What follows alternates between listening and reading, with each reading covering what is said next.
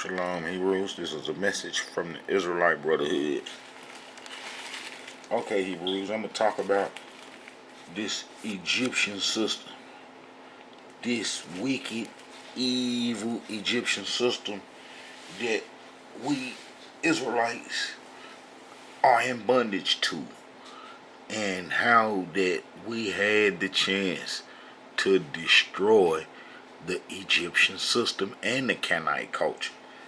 You know, it was a reason that Prophet Moses said this to us after exiting Egypt. And Moses said, this is Exodus 14, verse 13.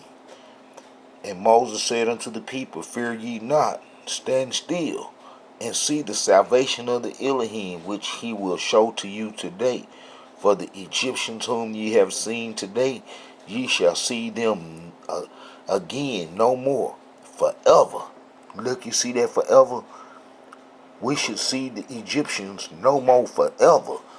Now, we know that Egypt is right next to the promised land. I'm talking about right next to the promised land. Man, in running distance. And how that we Israelites was told that we wouldn't see the Egyptian system never again. Now, why would Prophet Moses tell us that? Now, we know that the Egyptians was in hot pursuit after us. They was in hot pursuit after us after we left Egypt. And the Creator had performed his wrath on the Egyptians. And then we was leaving Egypt. And then we know that the Egyptians got in their chariots and they pursued us. And they came after us. But the Creator dealt with them. So it was a reason that Prophet Moses said, ye shall see them again no more forever. Now, why would Prophet Moses say that we won't see the Egyptians no more forever, and then we live right next door to them? So it was a reason for that. Look, this Exodus 14, verse 8. And the Elohim hardened the heart of Pharaoh, king of Egypt, and he pursued after the children of Israel. And the children of Israel went out with an high hand, but the Egyptians pursued after them. Also the horses and chariots of Pharaoh and his horsemen and his army overtook them encamping by the sea. Besides, you see, Pharaoh and then the Creator parted the sea, and then we got on down on them. But how about that was the Nubian, Ethiopian stock from Upper Egypt that had took over and put us in bondage, had us building brick houses for them. Egypt had a brick industry, and then, it's like how the American structure is set up where people have properties all next to each other. Ain't no, common boundary for tribes and peoples no more because, everybody is living in a city and it's all mixed up, and everybody is mixed up as peoples from other nations and they moved to Egypt. And oh man, Egypt is just like what they call America, the melting pot. And we was caught in Egypt system, and the Egyptians were oppressing us. That's like them. They got a system designed where they can target a ethnic group within the system. Now, a ethnic group within a functioning civilization can be targeted, and that's how the Egyptians had it set up. It was like a Amorite, Canaanite, or a Hamite system, and then that system it could target people's ethnic groups and then oppress them while everybody else around it can flourish and prosper. And it's that class system, the rich, the poor, and so forth. That type of system, and how Egypt had a form of capitalism.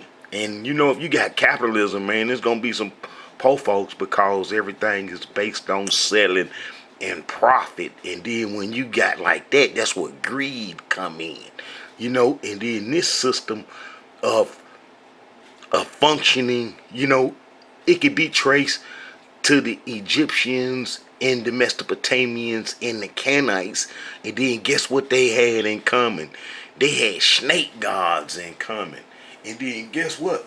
Those snake gods supposed to be the fallen angelic beings who the Creator said told our mother Eve after she was tricked into consuming an intoxicating plant. You know, that how that she would bruise the snake's heel. Now we know a snake ain't got no heel, but for some reason the Creator said that the snake got a heel that will bruise his heel. You know, if you bruise something heel, then that's gonna make it fall. That's gonna stop it. That's gonna slow it down. You know, that's like now, man. If something hurt your heels, man, you won't be able to walk. Man, you know what I'm saying? That'll shut you down. So the Creator told us that that it was recorded that we would bruise his heel. And how about this snake individual, the reptiles, you know, are a symbolic name for the fallen angelic beings because they turned into snakes on the Creator, and then they got down into some holes, you know, and then they're real poisonous. You know what I'm saying? And when the Creator, that's like, you know, it's individuals called beasts. You know, he described the whole nature of the people and its ethnic group and tribal group and symbolize them by they activities. And you know what I'm saying? It's like if they do things like wild beasts and animals ain't got no control of their instincts of not killing and stealing and robbing and taking. You know, a snake gonna come rob a chicken of his eggs, you know, or any animal. You know, he gonna come in there and rob them of their eggs. He gonna kill them if he, you know.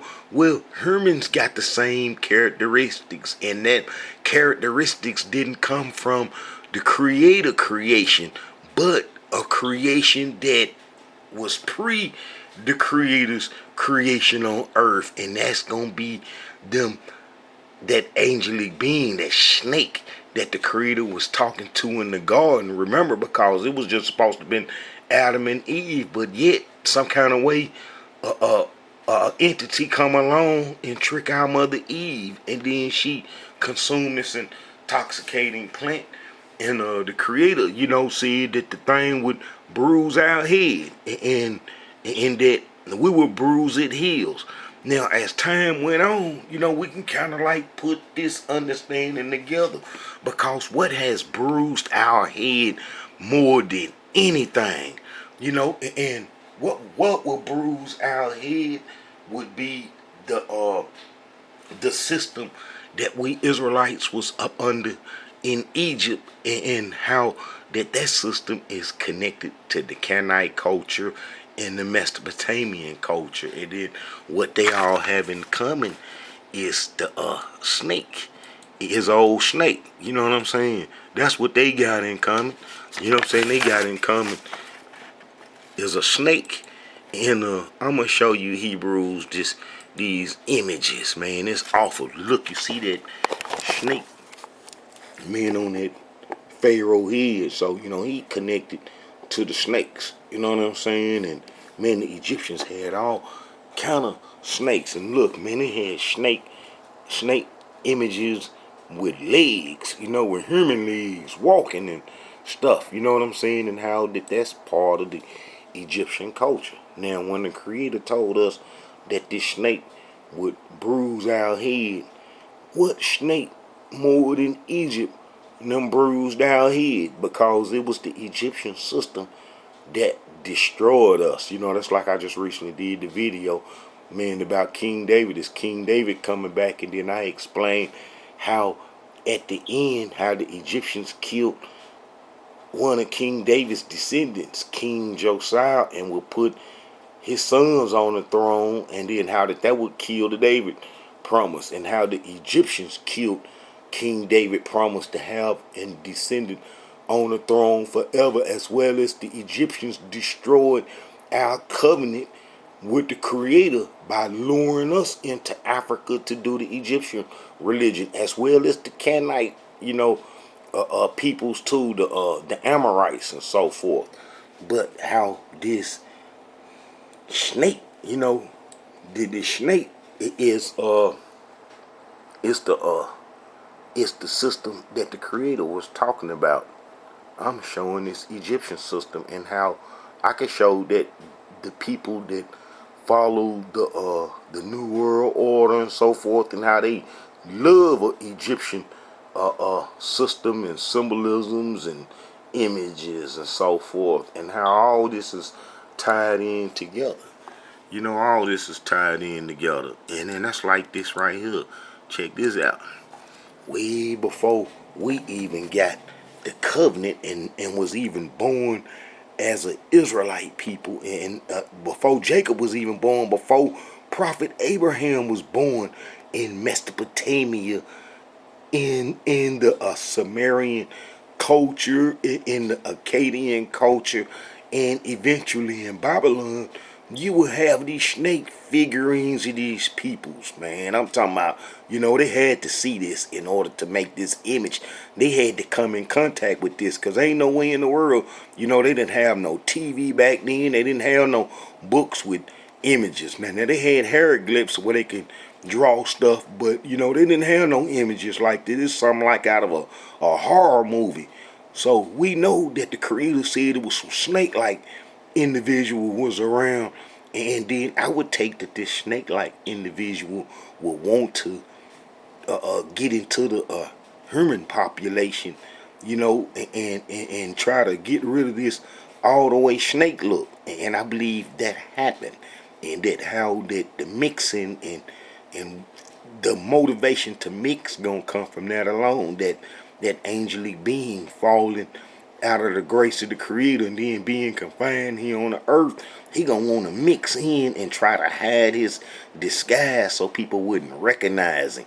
Now, if us having knowledge of this at first, and then we go into a captivity, and then our head get bruised where we can't remember none of this or understand none of this, then them prophecies that came past what the creator say. But look, man, they got snake culture, man, snake culture everywhere, man, snake culture everywhere, and those Egyptians were big on the snake gods, as well as the people in Mesopotamia. The Mesopotamians, you know what I'm saying, had them horned snake serpents and so forth, you know what I'm saying? And then basically throughout all the cultures in South America, they had the snake, and then where you see where all these mega structures that look like it was impossible for humans to build, you gonna find the snake culture and the snake peoples, and then that's gonna be the fallen angelic beings. That's gonna be the fallen angelic beings. That's like, look at this, man. This thing way before, Prophet Abraham was born. It's going back to the Genesis days right here. This is going back to the Genesis days, and the creator spoke, of some serpents. And there go Nabu. Now listen here, man. This Nabu is the god of the Babylonian scribes, with writing history and recording information. Matter of fact, they got old Nabu on the door of the Congress. And how did this Mesopotamian god is responsible for the writing history and in administrative government, contracts, writing, everything dealing with knowledge. He's supposed to be the Babylonian god. He tied into them snakes too. He tied into them snakes. The mother goddess figurine. Alright, Hebrews. Now, let's look what the creator said. Now, we know that the creator told us after we was leaving Egypt that how that we shouldn't look that way no more. So, I done put together that the Egyptians is associated with this snake that was in Genesis, that the creator told us to told our mama and father that it's gonna bruise our head. That it's gonna bruise our head, and how we will bruise its head. Alright, if you go to that'll be Genesis.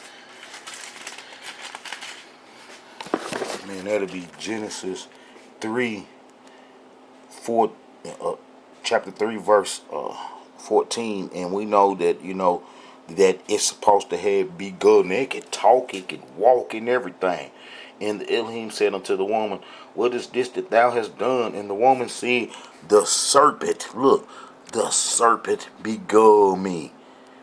The serpent beguiled me. So then, man, we know that they got some folks walking around. They can talk and everything. It can talk, it can walk, it can trick you. And that's where that deception come from. Probably the lying and stealing and killing and everything gonna be originally traced back to them. And then when they went off into the human population, that evilness spread, and then the person that's gonna be closest is getting in contact with them is gonna be Cain descended. And I got a video showing how the Nephilims, who are descended from them, the Nephilims are the fallen angelic beings, descendants mixed with Cain, and then how that they couldn't do nothing but even if they done lost the snake-like look, how they descendants will be in love with a snake-like image. Will be in love with a snake-like image and would hold a snake-like image in honor, showing where they come from. You see what I'm saying? Showing where they come from, and then you will see that in the people's culture today, in groups and secret societies holding snake images. And then if you look at all these organizations and so forth, man, that them organizations ain't aligned with what the Creator want the Israelites to do, and how that they in opposition to that. You see what I'm saying? Man, all the folks that had snake gods like the Ionians, even in the Greek lands and so forth, man, they all had snake gods, and how that they was all connected. When you look at how all those cultures kind of combine into one and into Western civilization, and how they all live together. But we see how the Creator said, that our mother said, that a serpent beguiled me, and I did eat. And the Elohim said unto the serpent, look, unto the serpent, because thou hast done this, thou art cursed above all cattle and above every beast of the field. Cattle, he ain't nothing but old working animal, to do some hard work and stuff. And how he telling these folks they gonna be lazy. Look, he cursed above all cattle, and that's what we would use cattle for, because back then they wasn't eating no meat and stuff, and how that they was mostly vegetarians. Adam and Eve gonna be some vegetarians starting out, and how any cattle that was around would be used for labor and so forth. You could tie some stuff on the cattle and get some real serious work done. Far as forming the ground and stuff, turning the dirt over and so forth. You know what I'm saying? And it was cursed above every beast of the field. Upon thy belly shalt thou go, and dust shalt thou eat all the days of thy life. And I will put enmity between thee and the woman, and between thy seed and her seed. It shall bruise thy head, and thou shalt bruise his heel. Now, what snake got a heel? I just showed you what snake got a heel. And then this snake system bruised our head, because in the book of Jeremiah, when we broke the covenant, we went into Africa to be reunited with the folks that worship this and that stand for this. And what that snake got right there? That snake got a heel. You see what I'm saying? That snake got a heel. So the Creator was telling us. He been told us, And this is part of one of the Egyptian gods. That's one of the Egyptians' gods. And how the Egyptian system destroyed us, but how before we left Egypt, how the prophet Moses told us that we ain't gonna see the Egyptian system no more. You remember the Egyptians was in hot pursuit after us. And how did it got to us being in Egypt? Everybody's familiar with Tanakh history of how, Joseph brothers, first our father Abraham went down to Egypt. He ain't even worship the Egyptian system. The Egyptians kicked him up out of there, but because he didn't worship the Egyptian gods and so forth, and then they done snatched our mother Sarah, and then the Creator showed His presence to the wicked Egyptians who worshiped the fallen angelic beings, and they kicked out Father Abraham up out of there, and how Father Abraham was told that he would get the land of Canaan. How he would get the land of Canaan. You know, the land of Canaan, you know, was ours, you know, a gift from the Creator. And how that all we had to do once upon getting there, now the Creator didn't tell Prophet Abraham exactly what all he wanted us to do on the land. He just told us that we would get be in control of it and inherit it. And then Prophet Moses had a son, you know, and who eventually become Isaac. And you know, we know Ishmael was born, but how Isaac was born, and then how the prophet Isaac had a son Jacob, and then how the prophet Jacob had sons, and then out of his sons, you know, we would end up in Egypt. You know, a Hebrew on Hebrew jealousy and stuff, and how the younger brother told the older brothers how the Creator said he was going to rule over them, and how he had a dream and so forth, and how that they ain't want to hear that, and how we sold our own kind. You know, the first Hebrew on Hebrew violence. Well, really the Hebrew on Hebrew violence was in Egypt also, because Prophet Moses broke up a fight between two Hebrews, and they wondered if he was going to kill them like he killed the Egyptian for dogging the Hebrew out. So, you know, our Hebrew strife, you know, go back to biblical days and so forth, but how that, you know, Prophet Jacob son sold the youngest son Joseph into Egypt, and then, you know, we would all eventually end up in Egypt, you know, famine in the land of Canaan. And then how them Egyptians, you know, had international trades. You know, they made ship sails, man. They made clothing, they made shoes, they made sandals. Man, they needed hard workers to irrigate the Nile. Man, they needed all kind of slaves and so forth. And how the people from Upper Egypt enslaved us, and then that's gonna be the ones that's connected to the Ethiopian, Nubian stock and so forth, the Africans, you know, and how Egypt was just used for a place for the West Africans, the people in the west part of Africa, to all sell their products and stuff. You know, they didn't want to go across that mountain around Sinai Mountain, and how that they would just post up right here, you know, on the coast of Egypt, and that became their cities and so forth. And then how that they would have a upper Egyptian and lower Egyptian, and how the upper Egyptians, you know what I'm saying, mostly was from the Nubian, Ethiopian stock, you know, who would have a Nephilim stock that might mixed in them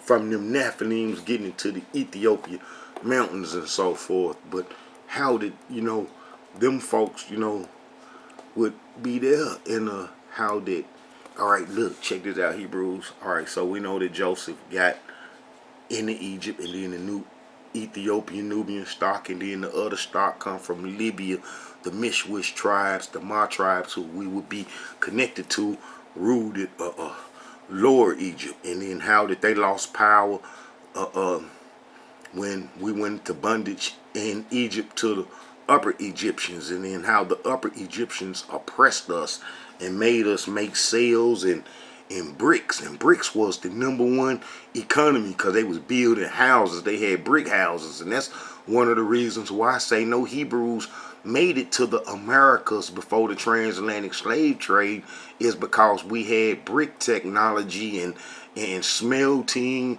technology and axles for carts and wheels and everything, and how we wouldn't have never came to the Americas and then didn't use none of that technology. And how, you know, I got a video explaining how wasn't no Hebrew Israelites in the Americas before the transatlantic slave trade. Impossible, because we Israelites were exposed to a culture that we couldn't abandon.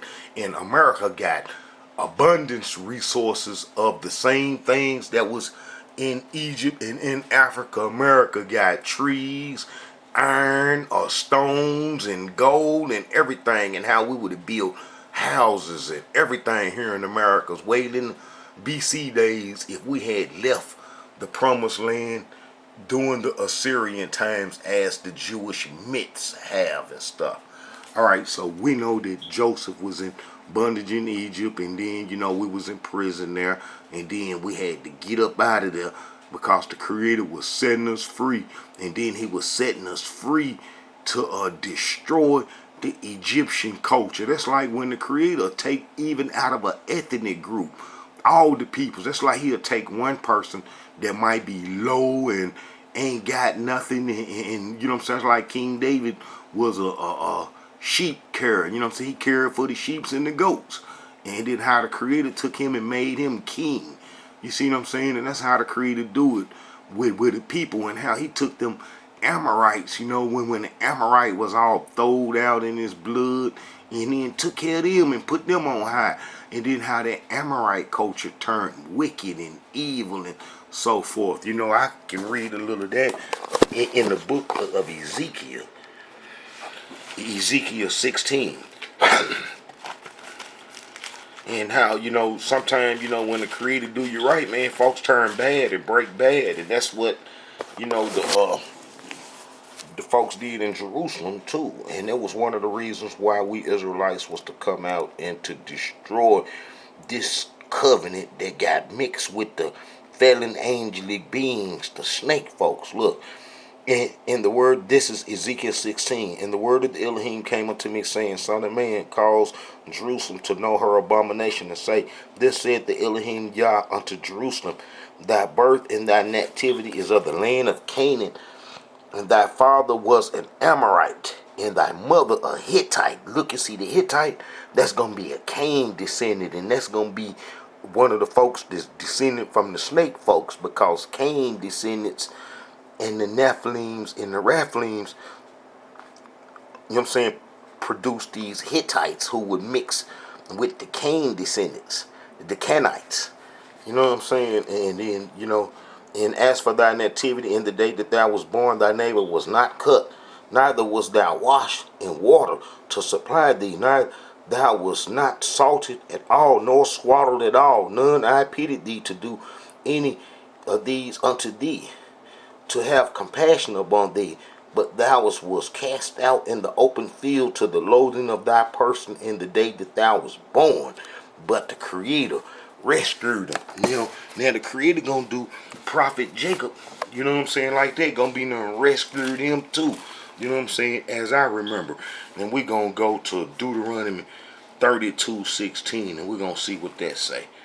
Alright, Deuteronomy 32. Alright, let's see what it says. 32:16.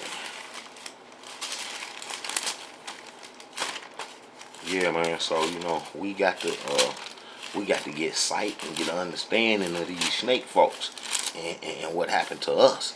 But let me show how the Creator would take the lowest of the lowest and then bring them on high, as he did us and as he did our father, you know, Israel. Alright. Let me see. But Jotham, let me see. For Jacob is his portion. For the Elohim's portion is his people. Jacob is the lot of his inheritance. He found him in a hot land, and in the waste howling wilderness. He led him about and instructed him. He kept him as the apple of his eye. You know, that's our father Jacob. You know what I'm saying? He kept him as the apple of his eye. But how he was messed up at first. You know how he found him in the desert and in the waste land, howling and so forth. You know, so the Creator, you know, would take some lowly people that's down and out and could bring them on high. And then that's what he did to us. And then when we left Egypt, you know, from being oppressed, that the Creator, you know, told us this. And ye shall be unto me a kingdom of priests. All right. And ye shall be unto me a kingdom of priests and a holy nation. These are the words which thou shalt speak unto the children of Israel. So we were supposed to be a holy nation. Men, a holy nation, leaving Egypt because the Creator gave us some instructions that would destroy the Canaanite culture and the Egyptian culture if we did the covenant. And that was to outlaw stealing and to outlaw robbing and killing, adultery, and all the wickedness that the Canaanite culture produced, or the civilization that we have today, was to be destroyed. And it was to be destroyed just by us doing it covenant, because those two nations couldn't connect if we're right here, you know what I'm saying, in the promised land. You know, back then they didn't have no planes and stuff, and they couldn't just fly around, and they couldn't just sail no boat around to Mesopotamia, so they had to come through us. And how that if we did the covenant, they wouldn't be able to come across the promised land, and that how that was going to kill the Egyptian system. See, that was going to kill the Egyptian system. That was going to kill the Egyptian system if we did the covenant right there. And then we was already going to put the Canaanites' lights out. That was going to kill the Mesopotamian system, because our borders stretched it from the Nile to the Euphrates. You see, and that's where all that wickedness was. The Creator was kind of spurring them Egyptians, you know, because if we did the covenant there, all we had to do was turn our back on them and don't let them in the back door. Egypt knocked off that easy, that simple, just by us doing the covenant. You know, we was gonna starve Egypt. Egypt was finna be starved out, and then that would have made the whole Africa ours. But guess what?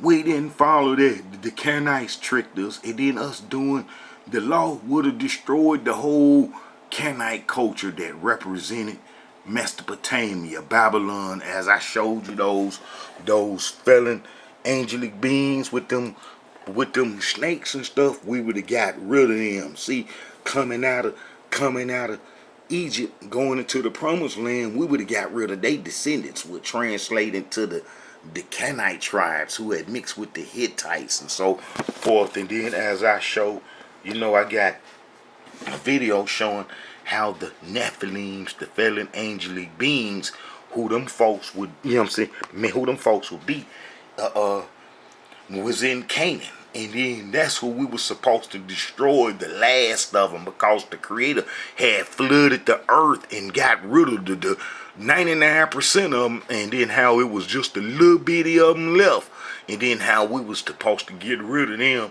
and then how we didn't get rid of them, and then how they mixed over into the populations real fast, like the Amorites mixed in with the Ammonites and the Moabites and the Edomites real fast, so they would contaminate those peoples, and as they contaminate the peoples, their pigmentation lighten up. You see what I'm saying? And then, you know, that's what happened. And then we were supposed to get rid of that culture. And then how, if we had got rid of that culture, that would have stopped all this evil and wickedness that's going on and stuff today. And this is the same as this culture right here that we was facing then. Is the same as now. And this is what the Creator said. And then I'm going to show you how the Egyptians tricked us, and how Pharaoh was super slick, and how Pharaoh wasn't trying to lay down and be destroyed that easy, and how he got us by lust, you know, needing a woman. You know, we need a woman, and every male should want a woman, but we should want a woman from our own ethnic group and from our own stock.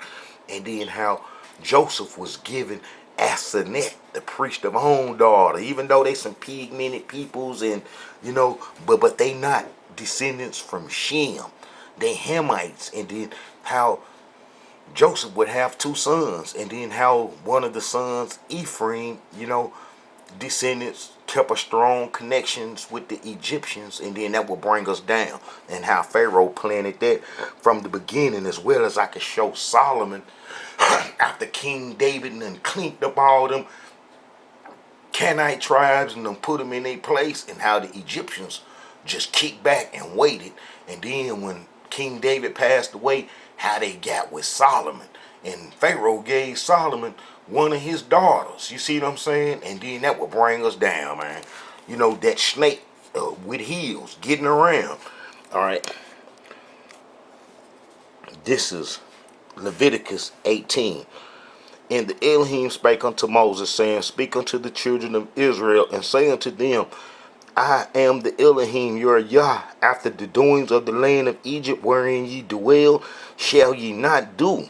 And after the doings of the land of Canaan, whether I bring you, shall ye not do. Neither walk ye in their ordinance. Now, it's a reason that the Creator said, after the doings of the land of Egypt, wherein ye dwell, shall ye not do.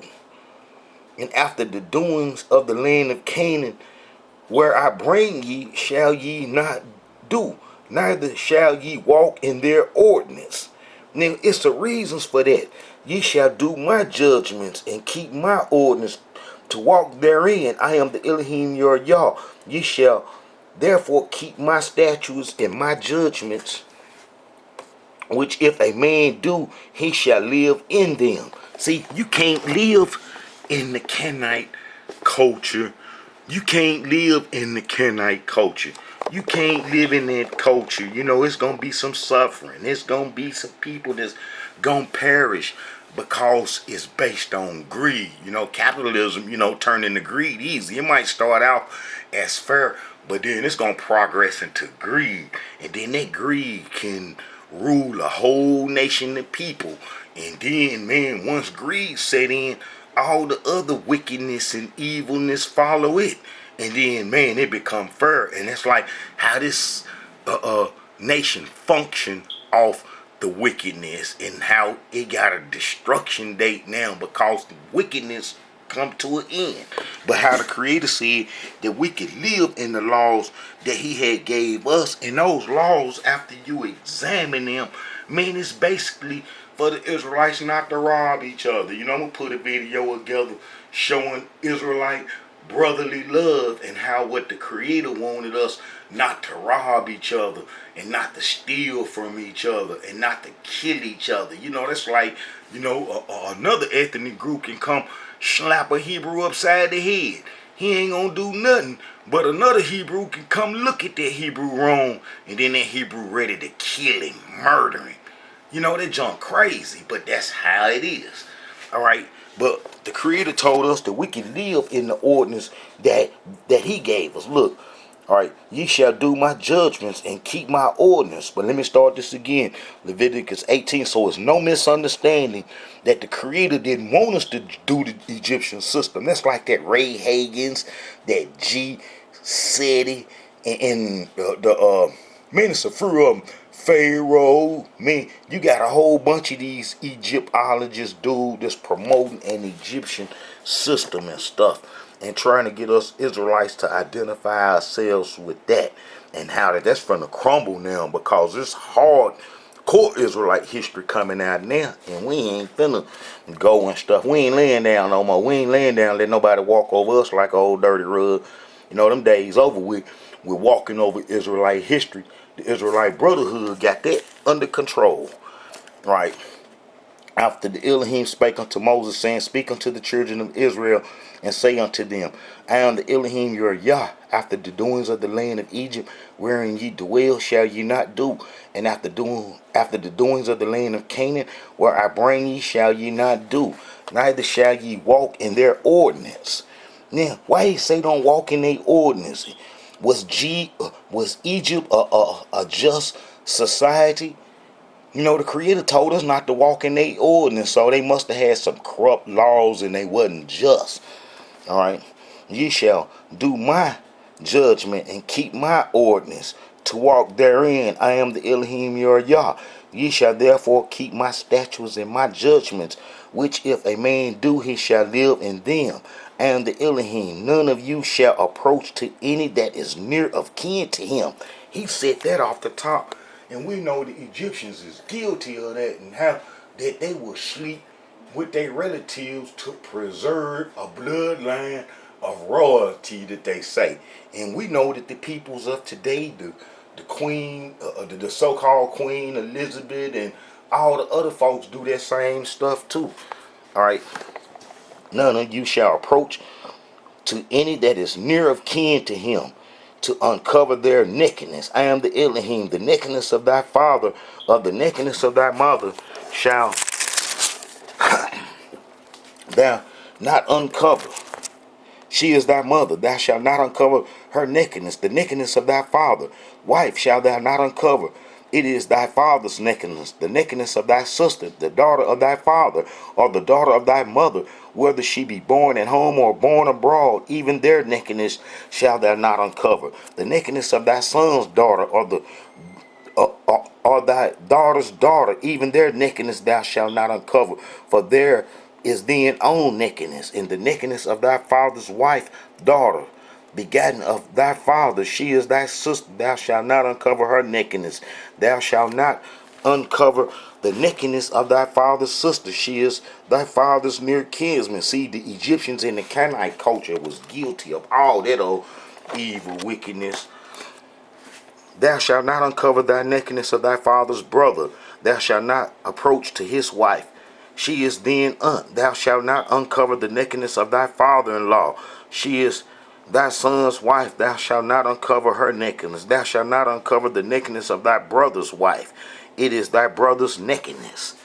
Thou shalt not uncover the nakedness of a woman in her daughter. Neither shalt thou, and these Hebrews be bragging, man, I slept with the mama and the daughter. Real evil, wicked, and abominable. They got rap songs made about that old evil, wicked stuff. Thou shalt not uncover the nakedness of a woman and her daughter. Neither shalt thou take her son's daughter or her daughter's daughter to uncover her nakedness, for they are her near kinswoman. It is wickedness. Neither shalt thou take a wife to her sister, or to vex her, to uncover her nakedness besides the other in her lifetime. Also, thou shalt not approach unto a woman to uncover her nakedness, as long as she is put apart for her uncleanness. Now, as Hebrews brag about that, oh man, I done slept with the woman and she was on her natural cycle, bragging about like he done did something righteous. All the evil and wickedness that we do now gonna have to come to an end also, because we Hebrews can't go back to the promised land. We got a date with the promised land that must be kept, and we Hebrews can't go back to the promised land with this wickedness. So that's like all those folks that's wicked and evil, the devil finna get them. The evil beast, the snake folks finna get them, because they right in their pockets. All right. Moreover, thou shalt not lie carnally with thy neighbor's wife, to defile thyself with her. And thou shalt not let any of thy seed pass through the fire to Molech. And abortion, that's what that was. And men, Hebrews been killing their babies because of this unjust system, this capitalistic system. You can't afford to feed your babies, so man, they murder. And the created the earth to feed its inhabitants free of charge. All you got to do is do a little work.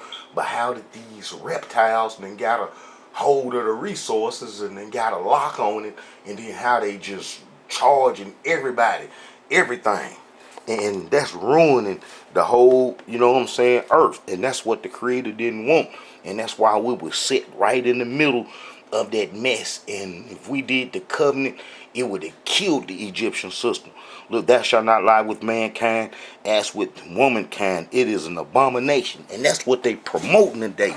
Oh man, how they promoting the homosexuality, and then how they got the Hebrews mind so messed up that they think that being a homosexual is all right and okay, and that nobody shouldn't complain about their evil wickedness, and how they should be left in their wickedness alone, not knowing that they affect us too, because they're of our ethnic stock, and we come over here as a people, and we didn't have that type of mentality when we got here from the African shores, from being kidnapped, and how they done just turned some of the Hebrews out. That's like I got a video explaining how if we live among the Canaanites, and how the Canaanites gonna turn you into gayness if you ain't following the laws of Almighty Yah. And that's why one of the laws that Almighty Yah told us was to have the law owners day and night, and to walk around with a Torah tied to your neck, because you're dealing with some people that's real vicious and evil. I'm gonna see if I can find that verse before I close up. All right. So we know we were supposed to destroy Canaanite culture, and we know that the Creator was against homosexuality and so forth, but how that the evil, wicked beasts promote that stuff as if it's supposed to be part of a culture and that it's okay, and how that they got rights, and then how that they use the civil rights to advance the gay folks' rights, the beatings and sufferings that we been through, and how we were supposed to get some type of justice, where they transfer that justice over to the gay folks and stuff. Oh, it's awful. Look, defile not yourselves in any of these things, for in all these things the nations. Look, you see it say, defile not yourselves in any of these things, for in all these the nations are defiled, which I cast out before you. And the land is defiled therein. Therefore I do visit the iniquity thereof upon it, and the land itself vomit out her inhabitants. Ye shall therefore keep my statutes and my judgments, and shall not commit any of these abominations, neither any of your own nation, nor any stranger that sojourneth among you. For all these abominations have the men of the land done, which were before you, and the land is defiled, that the land spew you not out also when ye defile it, as it spewed out the nations that were before you. For whosoever shall commit any of these abominations, even the souls that commit them shall be cut off from among their people. Therefore shall ye keep mine ordinance, that ye commit none, not any one of these abominable customs which were committed before you, and that ye defile not yourselves therein. I am the Elohim your Yah. So we was told that all that evil and wickedness that the Amorites and the Canaanite culture and the Egyptian culture did, that we can't follow in their footsteps, and the Creator was setting out some new rules and a new culture that was to destroy that. And I'm gonna show you how the Pharaoh was real slick, because he gonna be trying to be to save his peoples. And how about that the Pharaoh gonna be the top slickest dude out of all the Egyptians? That's why he Pharaoh. And then how he gonna peep when Abraham come there, prophet Abraham, then prophet Jacob come there, and then his sons, and then they know that the Creator dealing with us, and that we coming from the land of Canaan. Pharaoh can't have that. Pharaoh ain't finna lay down. Pharaoh wasn't finna lay down and let us set up on him like that. The pharaohs represent the fallen angelic beings, so they gonna be in opposition to everything that the Creator stand for. That's like now, if something in opposition to the Creator's law, if you trace its origin, it's gonna go back to them fallen angelic beings culture. Them cultures that the Creator told us to destroy represented the fallen angelic beings, and the fallen angelic beings represent that wickedness that the Creator told us not to do. That's where them folks got it from. Alright. Let's show how wicked Pharaoh, after we left Egypt. Pharaoh didn't believe in the Creator. Pharaoh didn't believe in the Creator that we believe in. And how that Pharaoh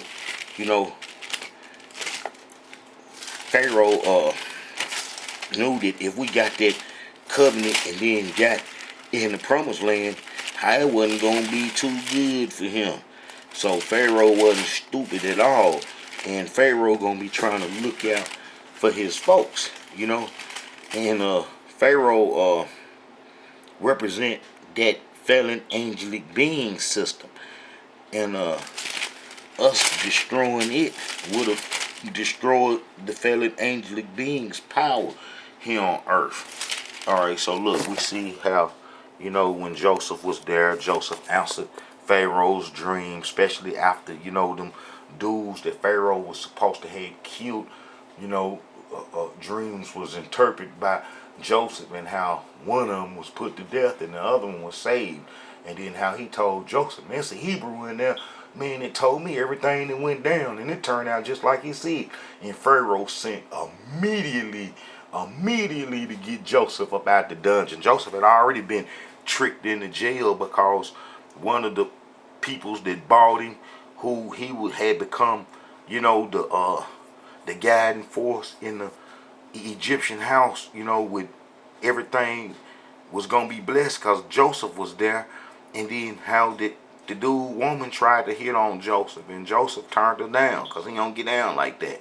And then how did the woman lied and then had Joseph thrown in jail. And then how did them two dudes who Pharaoh was gonna kill, one of them got cut loose, and he told Pharaoh, hey man, dude, answering dreams up in there, and it's going just like he say. And Pharaoh know that, he was troubled and couldn't sleep right, and something terrible was finna happen. And then how his priests and stuff couldn't figure nothing out. And then how he went and got Joseph up out of jail, and then Joseph told him everything that was gonna take place. All this is by the grace of the Creator.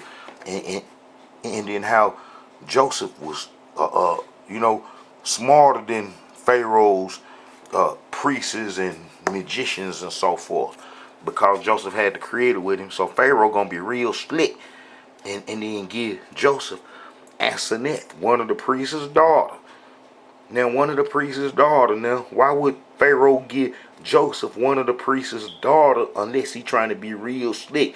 It was probably a whole bunch of other administrative high figures in Egypt that Joseph could have got one of their daughters. He could have got probably one of Pharaoh's daughters. But Pharaoh gonna give him the priest of own daughter. Man, there was a purpose for that. And this act right here destroyed us. It destroyed us Israelites, because what Pharaoh did right here, we will have repercussions from it later on after Exodus, 800 years later, when we was kicked out the promised land and sent back into Egypt, and how we was destroyed into the bondage that we're in now. This is Genesis 41:45. And Pharaoh called Joseph's name Zappaneah-Paneah, and he gave him to wife Asenath, the daughter of Potiphar, priest of On.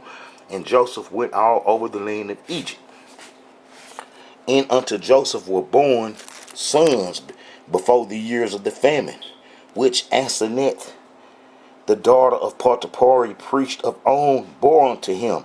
Now check it out. This priest of On is the priest of Heliopolis. He the priest of Egypt's original God worshiping system. The system that set up whoever the fallen angelic beings set the system up with them, because this priest of On was connected to the original Egyptian worship, and they the ones that set it up in Heliopolis, and that's what they call On. All right. So in unto Joseph were born two sons before the year of famine came, which Asenath, the daughter of Potiphar, priest of On, bore unto him. And Joseph called the name of the firstborn Manasseh, for Yah said, he hath made me forget all my toil and all my father's house. See, Joseph calling on the Creator, even up in Egypt, even around Pharaoh and them, even around the priest of On them, how he keeping it strong, even in the Egyptian system. There's one individual up against a whole Egyptian system, and how he depended on Almighty Yah, and Almighty Yah was looking after him, and he was even able to flex on the Egyptians and call on Almighty Yah. There, you see, look, in the name of the second call, he Ephraim, for Yah hath caused me to be fruitful in the land of my affliction. Now, them Egyptians, sons that Joseph had from Asenath, the tribe of Ephraim descendants, the youngest one. Now we know that if Joseph out doing the things, handling business in Egypt, and how that the priest got two grandsons. Now the oldest son, Joseph, probably gonna be them, took care of him and got a strong influence on him. But how that baby boy Ephraim, how the priest of On, Potiphar, going, hey grandson, your daddy ain't this, your daddy ain't that, and this is the way you should believe. And then Ephraim probably was, influenced by that. And then I could show that after we had left Egypt, we exited Egypt, that some of Ephraim, Manasseh, and them relatives would leave with us. The mixed multitude. If you go to Exodus 32, so upon leaving Egypt, a mixed multitude came with us. And a mixed multitude went up also with them, flocks and herds, and very much cattle. So that mixed multitude of Egyptians that leave with us gonna be Ephraim and them descendants, the people from lower Egypt. They done left with us. And then they will cause us trouble. Pharaoh done planted the seed. He done gave Joseph, the priest's daughter. He done got tied into their system, their bloodline. Now, when you go to Genesis 32, and let me see, what is it, Genesis 34, and then you see Prophet Moses get the law. After we done left Egypt, we wandered around, and all kind of little stuff was happening to us, and we kept saying, hey, we want to go back to Egypt, we want to go back to Egypt. And how that eventually, we got to a spot where the prophet Moses went up into the mountain and then got the law. And then when prophet Moses got the law, you know what I'm saying, he come back down. Guess what we was doing? We was worshiping Egyptian religion after just leaving Egypt. Look, let's check this out. And the people saw that this is Exodus 32. And the people saw that Moses delayed to come down out of the mount. The people gathered themselves together unto Aaron and said unto him, make us gods which shall go before us. For as for this Moses, the man that thou hast brought us up out of the land of Egypt, we want not what is become of him.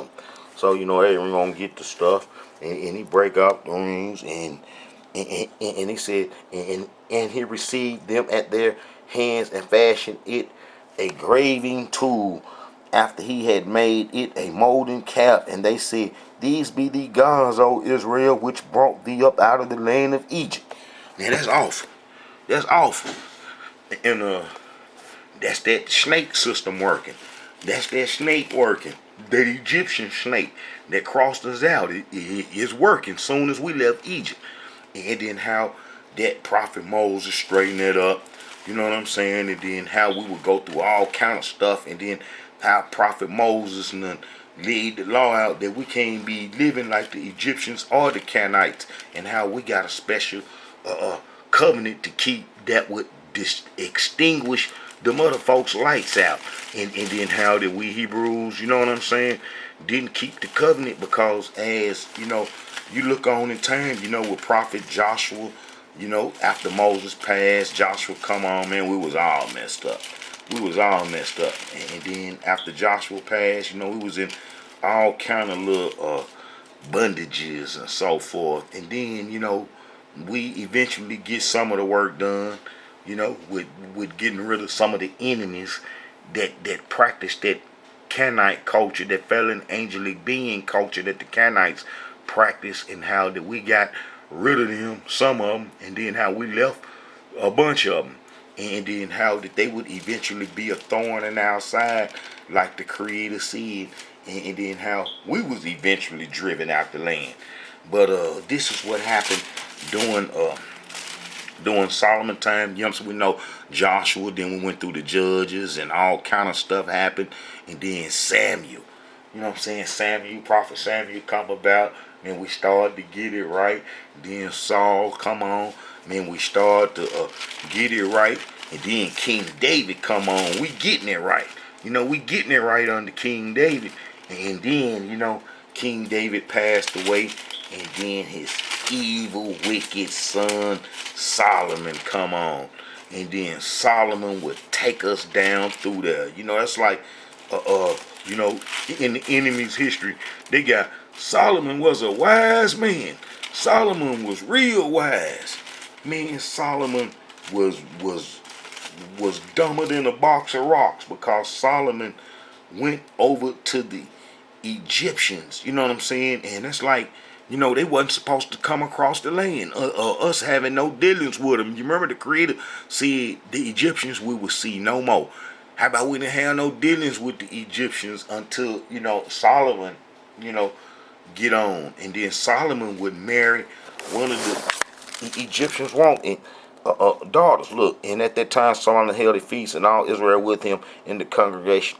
Now, those are the Hebrews that lived from Egypt, during Solomon time. They had moved up to Egypt, you know what I'm saying, all on it now. But let me find that part. All right.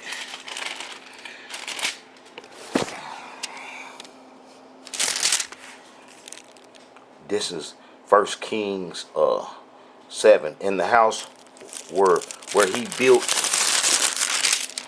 in another court wing the porch which was of the light work, Solomon made also a house for Pharaoh's daughter, whom he had taken to wife.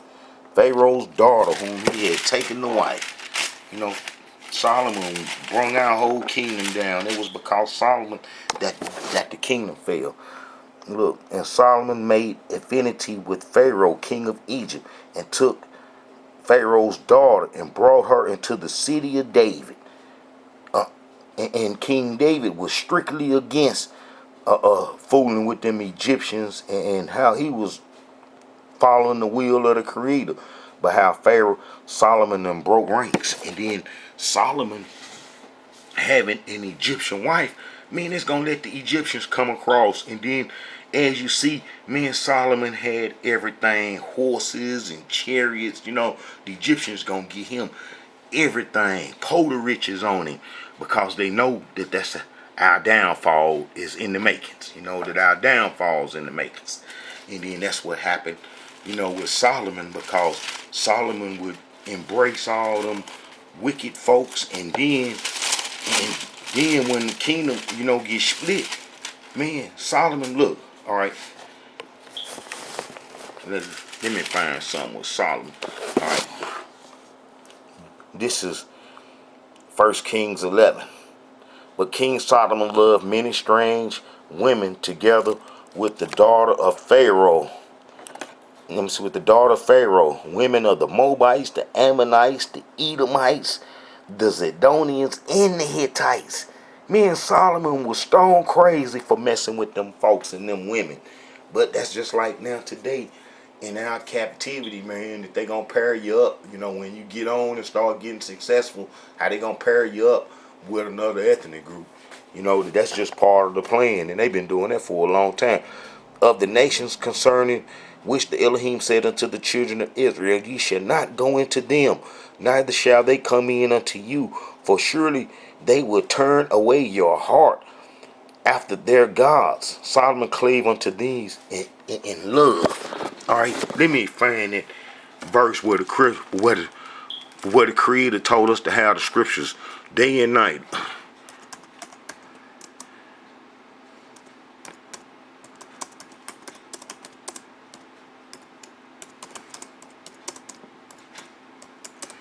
Let's see if this pull it up. You know, the Creator told us, you know what I'm saying, to read the scriptures day and night. You know, that's what he told Moses, to make a amulet, man, to put around our neck. You know what I'm saying? And let's see what Joshua 1:8 say. Joshua 1:8. I got this verse from the beast. 1:8. Yeah, so the Creator told us to keep the scriptures and read day and night. Day and night. And don't turn from the left or to the right from reading day and night. But because if you do, man, you're going to stumble, because we dealing with some people that's real treacherous, and how we need to be constantly reminded. Look, this book of the law shall not depart out of thy mouth, but thou shalt meditate therein day and night. That thou mayest observe to do according to all that is written therein, for then thou shalt make thy way prosperous, and then thou shalt have good success. You know, so that's where our success come from, following the Tanakh, or following the laws that the Creator gave us, as well as those laws is in the Tanakh history now today, and we can do a whole bunch of them. The only thing we can't do is the sacrifices.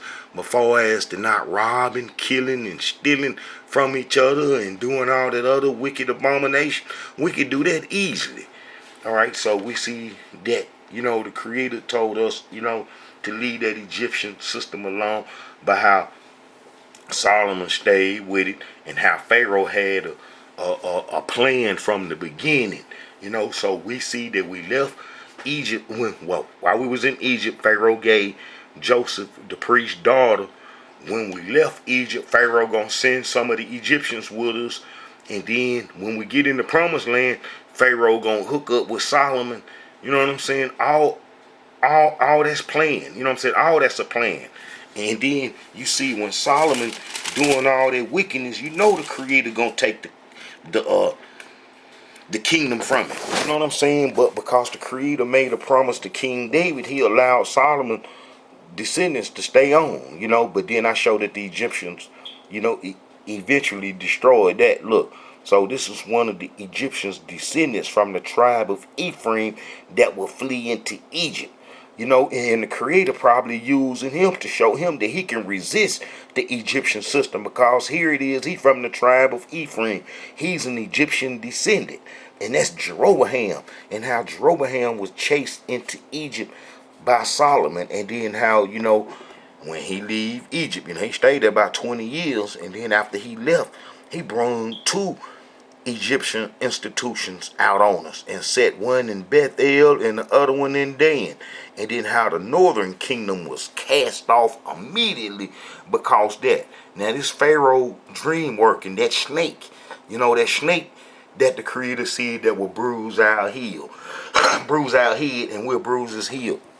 Look, all right, so this is Solomon chasing Jeroboam into Egypt, and Jeroboam was of the tribe of Ephraim, who was, half Egyptians. Look, in Jeroboam, this is 1 Kings 26. And Jeroboam the son of Nebat, an Ephrathite of Zerudah, Solomon's servant, whose mother's name was Zurah, a widow woman, even he lifted up his hand against the king. All right. So then as you read down, and Solomon sought therefore to kill Jeroboam. And Jeroboam arose and fled into Egypt unto Shawshank. That's supposed to be Ostrom. That's one, that's his relative. That's the relative from the priest of On Union when Pharaoh gave Joseph Asenath. Well, that Pharaoh that Jeroboam ran to is from that tribe. They back on in Egypt popping and got control now. They got control again. And then how they ran the people from Upper Egypt out, and the lower Egyptians, controlled the throne. And then how Jeroboam would run in and kick it with him, and the king of Egypt, and was there in Egypt until the death of Solomon. And then we know after the death of Solomon, he gonna bring, that Egyptian system out on us. Whereupon the king took counsel and made 2 calves of gold, and said unto them, it is too much for you to go into Jerusalem. Behold, thy gods of Israel, which brought thee up out of the land of Egypt. And he set one in Bethel, and the other he put in Dan. And this thing became a sin, for the people went to worship before the one, even unto Dan. So he brung and put that Egyptian system out, just what Pharaoh planned. It is working now. You see the Egyptian system working? Now it's in full swing. And then the Creator told Jeroboam by a prophet, hey, a descendant of King David is going to be born, and he going to destroy this Egyptian system and clean the system up, and clean this Egyptian Amorite system up. And then we done basically failed in the covenant, because we ain't got rid of none of them folks. We there sinning. And if you read the book of Jeremiah, our sin was on the same level that I just read, and basically on the same level that Sodom and Gomorrah was. So we was finna be kicked out the land. But it was the Egyptian system that was planted with us from the beginning that destroyed us. That snake with that heel that bruised our head. That bruised our head. That snake with that heel bruised our head. And that ain't nothing but the fallen angelic beings, descendants. And some of them gonna have a little pigmentation. And then if they worship that snake, that's how you know they connected to it.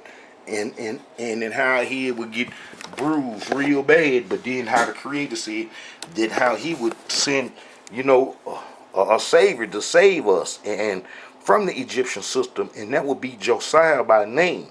And then I showed the Egyptians killed him after he cleaned the Egyptian worship up. He gonna clean the Egyptian worship up, and then they gonna kill him and put us on the Egyptian religion, and we would go into Africa and be enslaved and end up in the situation that we in now, right now today. All right, and behold, there come a man of Yah out of Judah by the word of the Elohim unto Bethel, and Jeroboam stood by the altar to burn incense, and he cried against the altar in the word of the Elohim, and said, "O altar, altar, altar, this said the Elohim, behold, a child shall be born unto the house of David, Josiah by name, and upon thee shall he offer the priest of the high place that burn incense upon thee, and men's bones shall be burnt upon thee." And that come to pass 300 years later. 300 years later, that come to pass. That come to pass 300 years later, when King Josiah was born, and then we would clean the Egyptian religion up. And then guess what? The Egyptians would kill him and then put us back on the Egyptian religion. And then we would run into Africa. So you see how this is going. So that snake that they got to heal has been the Egyptian system. It's been the Egyptian system, and that Egyptian system is tied into the fallen angelic beings. Without a question. Without a question. So any Hebrew Israelite that's worshiping an Egyptian system, you're wrong. If you hold in any Egyptian ideology in high esteem, you're wrong. You're wrong. And that will bring us down. Alright, so then if we go to 2 Chronicles 34, this is King Josiah cleaning up that Jeroboam religion, and then the Egyptians would kill him. And Josiah was 8 years old. This was around about 640 BC. And Josiah was 8 years old when he began to reign, and he reigned in Jerusalem first. Alright, Hezekiah was uniters. That's how you see it was no 10 lost tribes, as well as through King Josiah that all the tribes was at home. And then how King Hezekiah's son Manasseh was wicked, but he repented in the end, and how the Syrians snatched him up and took him to Babylon. Now I show you how we Israelites was in cahoots with the Egyptians, and then how that the Egyptians snatched the few tribes out, fighting tribes, to help go fight against the Scythians that was coming out of the Caucasus Mountain that was part of Babylon, and how that they had whooped them for a little bit, and Manasseh was took to Babylon, and then how that he was set free and came back home, and then his son Amon, he ain't last long but a year or something like that. And then how King Josiah was born, and then he finna clean the Egyptian religion up, and then how the Egyptians killed him. Alright, let me see, I believe it's something that I can. Alright. And Josiah was 8 years old when he began to reign, and he reigned in Jerusalem 130 years, and he did that which was right in the sight of the Elohim. Oh, let me show you how the Ephraim, man, before I get this, the Ephraim Egyptian connection, because the folks from Ephraim, even though King Josiah, he done cleaned the Egyptian worship up and got rid of all that stuff, but how that one tribe, the tribe of Ephraim, still connected to them Egyptians, because the tribe of Ephraim would take all into Egypt. And then I'm gonna read about King Hezekiah cleaning the Egyptian worship up. Man, if you go to, man, I think it's Hosea.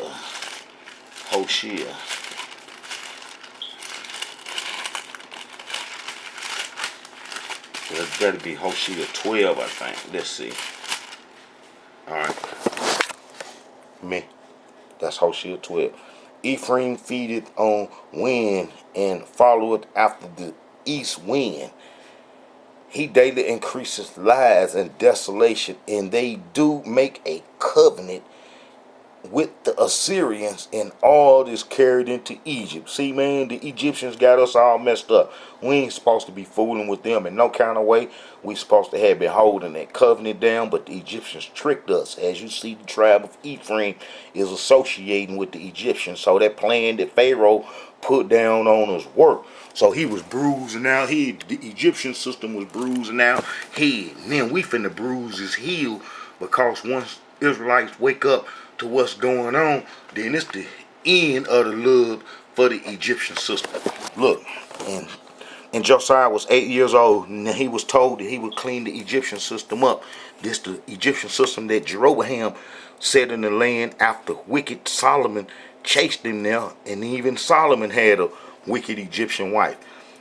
And Josiah was 8 years old when he began to reign, and he reigned in Jerusalem 130 years. And he did that which was right in the sight of the Elohim, and walked in the ways of David his father, and declined neither to the right hand nor to the left. For in the 8th year of his reign, while he was yet young, he began to seek after the Yah of David his father. And in the 12th year he began to purge Judah and Jerusalem from the high places, and the groves, and the carved images, and the molten images. And they break down the altars of Balaam in his presence, and the images that were on high above them he cut down, in the groves, and the carved images, and the molten images, and break in pieces, and made dust of them, and stove it upon the graves of them that had sacrificed unto them. Now the Egyptians gonna be hearing all about this, and they gonna be knowing that this is going on. They gonna be knowing that King Josiah is getting rid of their system in the land, and they ain't gonna like that. All right. And he burnt the bones of the priests upon their altars, and cleansed Judah and Jerusalem. So did he in the cities of Manasseh, Ephraim, Simon, even unto Naphtali. And this is around about 640 BC, so you wasn't no 10 lost tribes. And with their mattocks round about. And when he had broken down the altars and the groves, and had beaten the graven images into powder, and cut down all the idols throughout all the land of Israel, he returned to Jerusalem. All right, and then a few years after that, I think maybe about 20 years after that, the Egyptians pull up.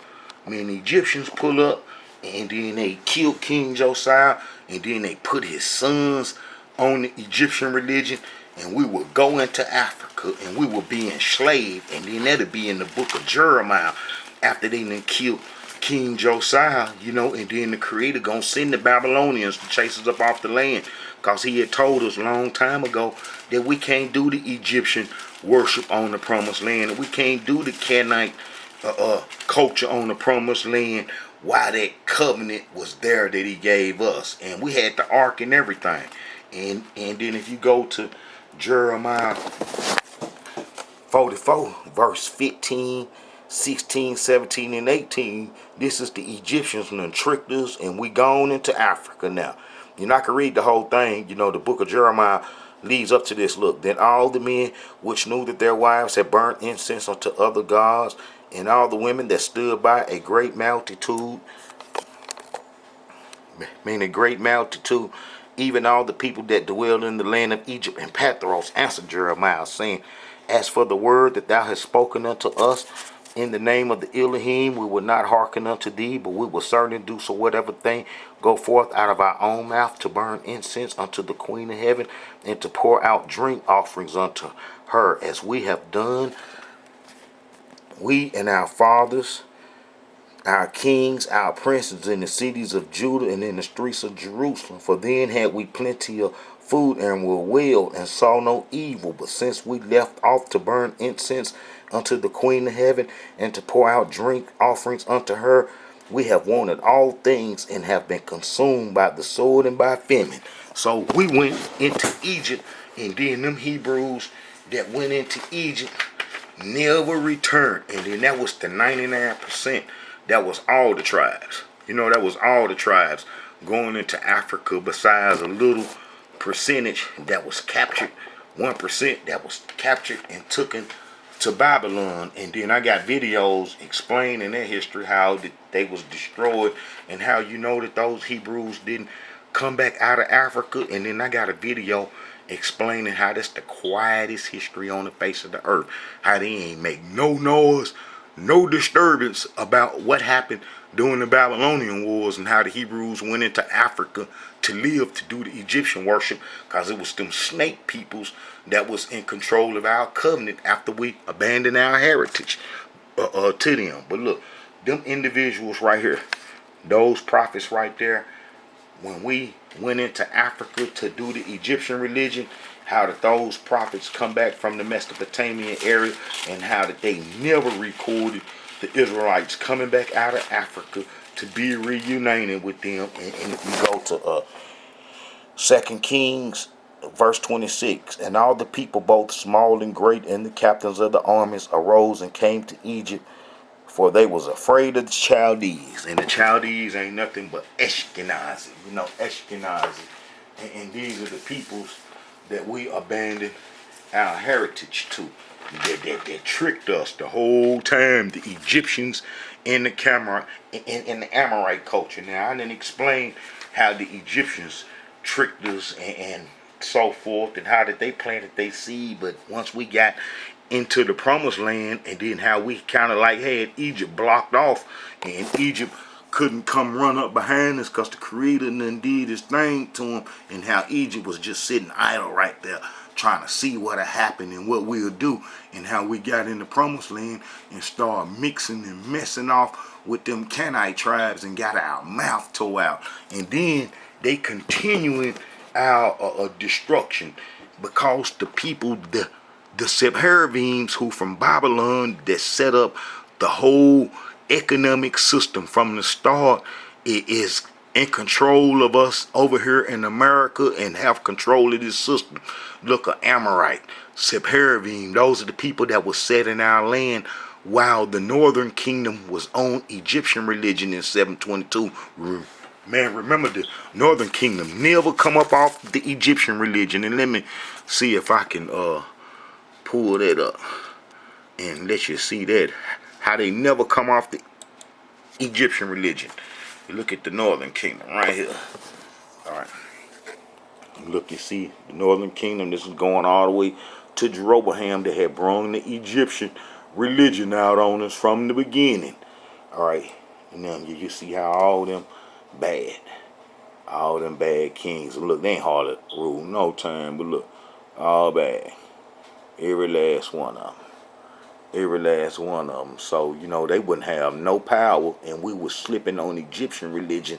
Look, you see around about 722 BC, you know, man, around about this time, and that's when the monarchs, the fighters, and the leaders was taken away, and in the Babylonian scribes, these Amorites were placed in the promised land. And then if you go to 2 Kings chapter 17 verse 24, you will see it says, and the king of Assyria brought men from Babylon and from Cuddar and from Abel and from Hamath and from Sepharvaim, and placed them in the cities of Samaria instead of the children of Israel. And they possessed Samaria and dwelt in the cities thereof. Okay, they would do our heritage. And then when we would be chased out the promised land, see, because them strangers came to the Passover dinner with King Hezekiah, and that'll be Second Chronicles 30. And this will be in 715 BC. This is in 715 BC. This is 7 years after those folks was placed that King Hezekiah tried to get us together. Look, and all the congregation, this is 2 Chronicles 30, verse 25. And all the congregation of Judah with the priests and the Levites, and all the congregation that come out of Israel, and the strangers that come out of the land of Israel that dwelt in Judah, rejoice. So they had come to Passover dinner. King Hezekiah allowed them to come to Passover dinner, and then they started doing our heritage. And then when we was driven out the land, they'll still be doing our heritage, as well as they can do that snake system. You know, they could put the fallen angelic beings negative culture on us, which would be that robbing, stealing, killing, murdering, and all that stuff come from the fallen angelic beings, and how that Adam and Eve didn't start out with that, and how that's gonna be the folks in Nod where Cain went, and from then on out, and how we show that Cain was a killer from the beginning, as he killed Abel, and then his descendants killed some more people in Genesis and so forth. So all the evil and wickedness gonna come from them. All right. So we see Hezekiah let them folks come to the Passover dinner, and then how they'll be there 134 years later when we ran into Africa to do the Egyptian religion after King Josiah was killed by the Egyptians. Now, you see how the Egyptians, that snake, been working. All right, Hebrews, this is a message from the Israelite Brotherhood. We got to wake up and understand what's going on, so they can't keep bruising our head, and we can start bruising their tail. They heal. Shalom.